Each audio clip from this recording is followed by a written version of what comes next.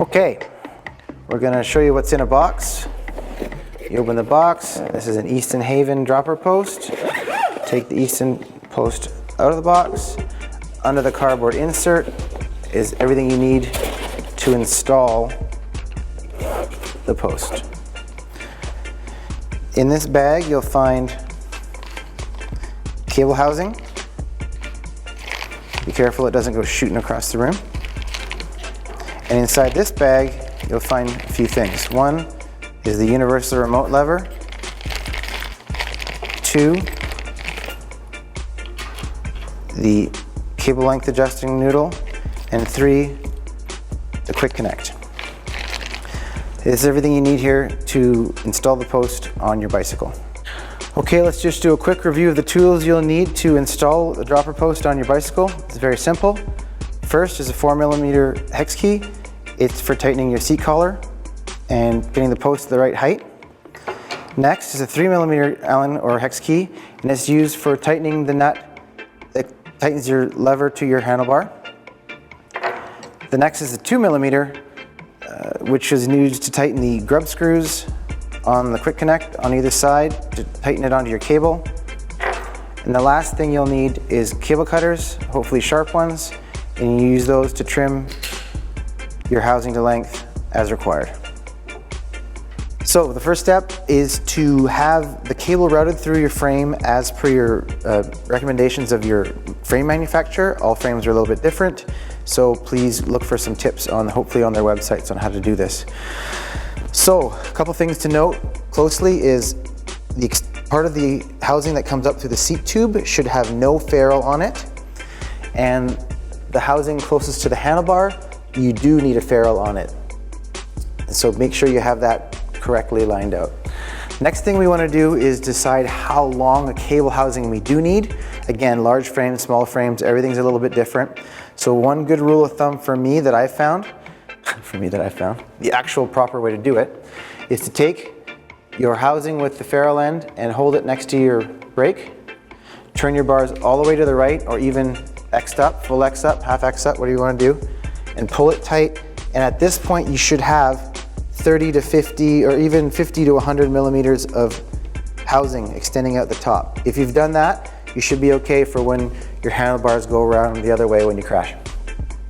So at this point we're ready to install the quick connect on the seat post end. So here's our connector as it comes from the box. We need to remove this housing. It's just for illustration of how to set this up. You do not need it. So you hold the T-nut and you turn out the housing, and then you discard that piece. The next thing you want to do is take this nut and slide it over the housing that's coming out of your seat post. Next step is to make sure the T-nut is going to thread on top of the plastic housing. It's going to cut its own threads and it's going to screw onto the housing. So you place it over top, you put downward pressure, and you twist by holding this tightly and twisting until it stops. At this point you'll have your connector now sliding freely, your T-nut is attached to the housing and your nut is there. Alright, so now we're going to install our universal lever. This is the race face turbine universal lever, and the Easton lever looks very similar. First thing you're going to do is you're going to take your cable and you're going to feed the cable through the hole in the lever, and it's going to go through and it's going to come out here, the back side. The next step is to take the noodle that you have, and you'll notice the noodle has one end with just this tube and the other end has the adjuster, the tension adjuster. You're going to feed it through the tube end and you're going to push it through, and it's going to come out the ferrule side, and you're going to pull that out. And the next step is to take the cable end and put it down the ferrule into the cable. And at this point you're going to feed all the cable through till it comes out on the seat post side. And if you've done your routing correctly, it should be smooth and no kinks or things, okay? So here we are on the seat post side. We have our nut, our housing, and our T-nut is threaded onto the housing. Now you can see that the cable has just come through the T-nut, and what it needs to do is continue through the connector past the grub screws up here.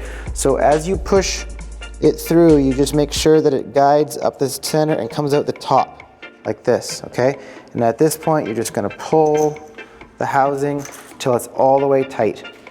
Again, you're gonna go down, and you're just gonna make sure that your cable is in your, housing is in your adjuster, and your noodle is in your clamp, and your cable is set. At this point, I have tension, it's tight, and this can move freely up and down.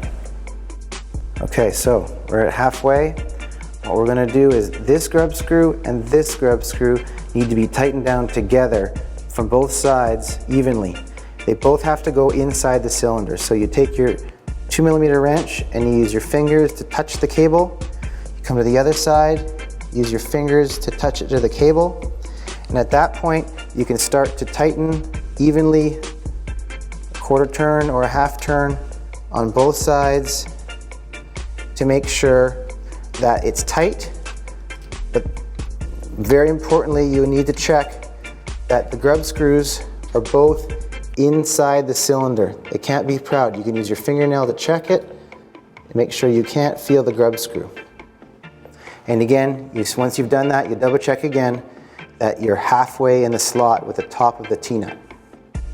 The next thing we're going to do is trim this cable to length. Okay, so here we are going to trim the end of the cable. It's very important that as little cable protrudes past the top of the connector as possible. We like to say 2mm maximum. The best thing to do is to take your sharp cable cutters, apply it as close to as you can, and snip it off. And as you can see, you leave about 2mm. If you want to be really fussy about that, you can grind it down somehow, but 2mm is fine, and just leave it like that. Okay, so now we're ready to put the post on the bicycle. This is an Easton Haven dropper post. It's a 440 by 6-inch drop, or 150mm drop, and in this case is a 30.9 quill for our giant here. Okay, this is pretty simple. What you're going to do is you're going to hold the connector with the one hand fixed and make sure it's, again, you're pulling up on the connector so everything's tight. You're going to take the seat post, you're going to place this in the back of the seat post, and you're just going to turn the seat post with your fingers. Turn, turn, turn, turn. And you're going to feel a little stop. Finger tight, no tools, nothing, okay? Then the next step is you're going to take this nut and you're going to thread it into the bottom and you're going to turn it with your fingers. You're going to hold the seat post stationary and you're going to turn the nut in. Again, you're going to get to a point where it's just going to stop. Don't use a wrench, it'll get seized and you won't be happy. At this point, our seat post is installed. So what we're going to do is we're going to take our one hand up to the front of the bike and we're going to pull the cable out of the frame and we're going to feed this down into the frame slowly. And you're going to set this wherever you want. You'll probably get it wrong the first time. You're going to have to adjust it again.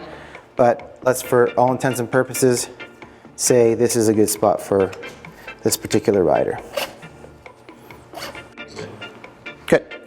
Okay, next part is going to be to put the clamp on the handlebar now. So we fed the cable out through our frame and now it should reach our handlebar position quite easily. So you're going to undo the 3mm with 3mm wrench.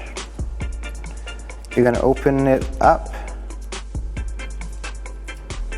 and you're going to put it around your handlebar. Again, most people like it just between the brake and their grip.